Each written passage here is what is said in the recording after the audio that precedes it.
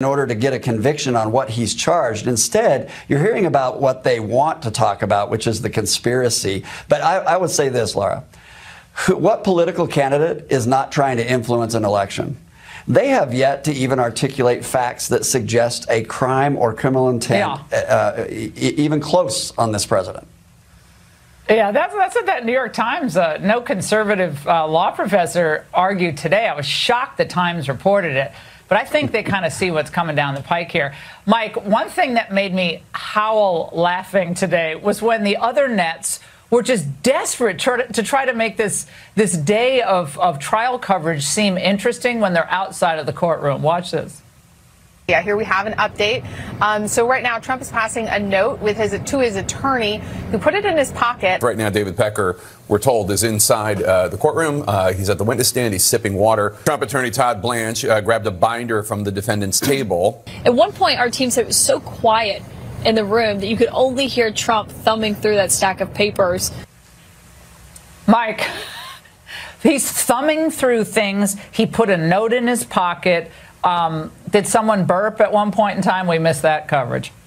Yeah, remember the Washington Post and the New York Times both reported like a year ago that this was a dog of a case, and they know this is a dog of a case, but yet here we are in this trial because the other cases, the other three criminal prosecutions couldn't get to trial like they wanted, so this is the case they're stuck with, their worst case, and so they're trying to put the best possible gloss on it. They're putting lipstick on a pig.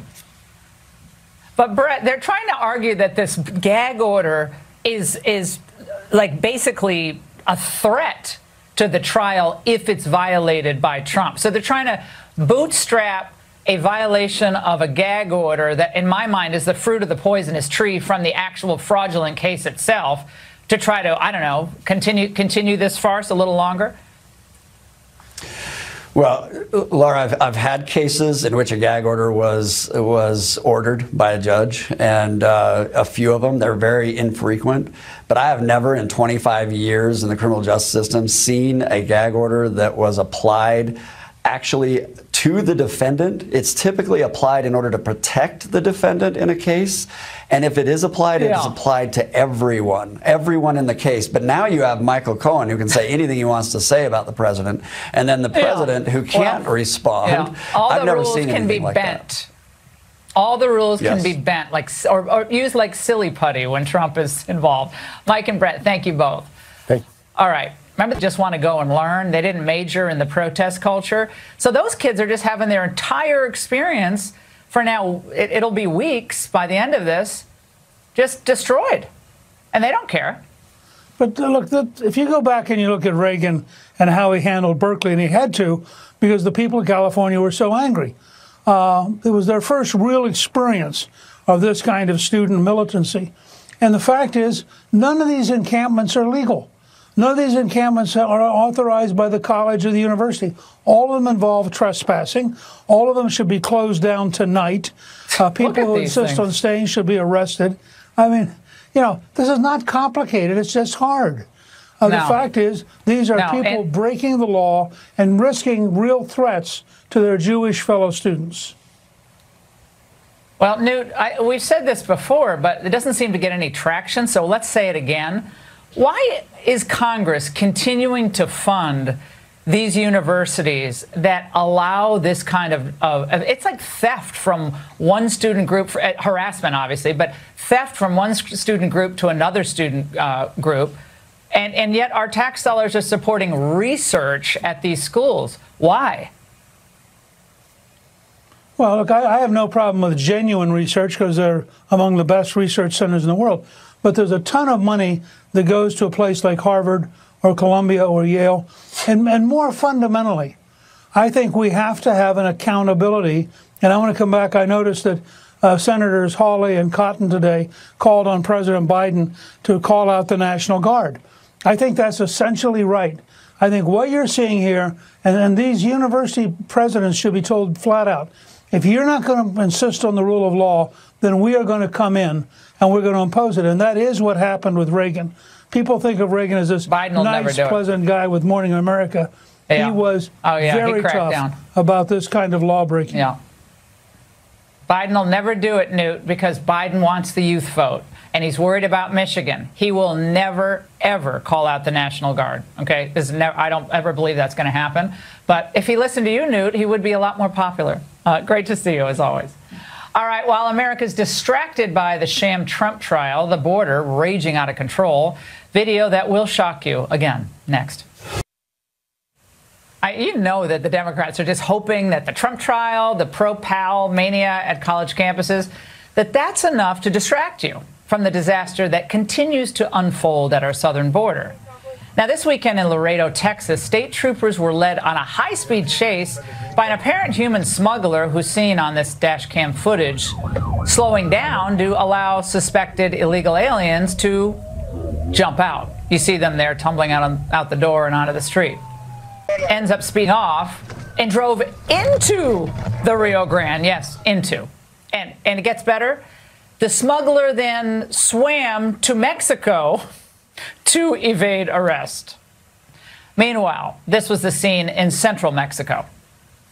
Cuidado, ayuden a los niños. Disaster. All aboard the Biden Express. That train was headed to northern Mexico, where investigative journalist Auden Cabello says those illegals usually hop on a train to the border. Joining me now, Lieutenant Chris Olivares, Texas DPS spokesman. Lieutenant Olivares, walk us through what happens in Biden's America when those individuals hopping on the trains, very dangerous what they're doing, make it across the border. Well, Laura, first off, I want to say that you are right as far as the distraction that the American people are having to face, right? Everything that's taking place across the country, from former President Trump's trial to the wars that are taking place in Israel, Ukraine, and what's happening in New York. Obviously, it's a distraction for the American people. But one thing for certain is we still have a very serious situation on our border, as you've seen right there with some of these trains that are starting to take place again. This is a transportation for illegal immigrants to get further through Mexico to make it to the northern border in Texas or anywhere else that they may want to cross. So this is the reality of the situation. This is what we're facing every single day, not only in Texas, but across the southwest border. So when you look at the optics of it, the federal government obviously they know what they're doing by showing different activities, showing what's happening across the country, trying to distract the American people from what's taking place. But at the end of the day, we still have a serious situation on our border, and we see it every day. Exactly.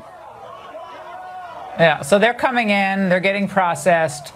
Many of them are being released unless you can find out, if they have a record or anything. But this is the Biden Express. Now, I want to bring in this El Paso County judge, Lieutenant, because charges were just dropped against those 140 illegals who were accused of storming the border on April 12th in that riot after determining there was no probable cause for their arrests.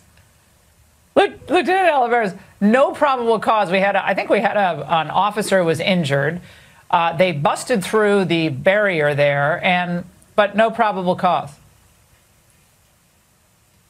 Laura, that was a second event that took place in El Paso where we had a large, mass gathering of illegal immigrants that breached through our physical barriers by damaging state property. And also, as you mentioned, using violence against our National Guard soldiers. They need to be held accountable. That's why we made the arrest. Now, of course, we had probable cause to make those arrests and present the evidence to the district attorney's office, which accepted the case. Now, if that was the case, if we didn't have probable cause, then they would not accept the case and we would not be able to arrest those illegal immigrants. Now, of course, we have to respect the decision of the judge, but at the end of the day, it does not help us as far as what we're trying to do when we're trying to hold people accountable that violate state law. And that's what we've been doing for the last 3 years in Texas. Now, of course, that's not going to stop us. We're still going to continue making arrests and taking people to jail. But at the end of the day, there needs to be consequences from the judicial system to hold these people accountable so they don't commit these crimes. Yeah. Well, Americans feel like strangers in their own land as strangers come in and act like they own the place. Lieutenant Olivares, thank you. Exactly. All right, coming up, new proof, the media coordinating against Trump. I'll show it to you next.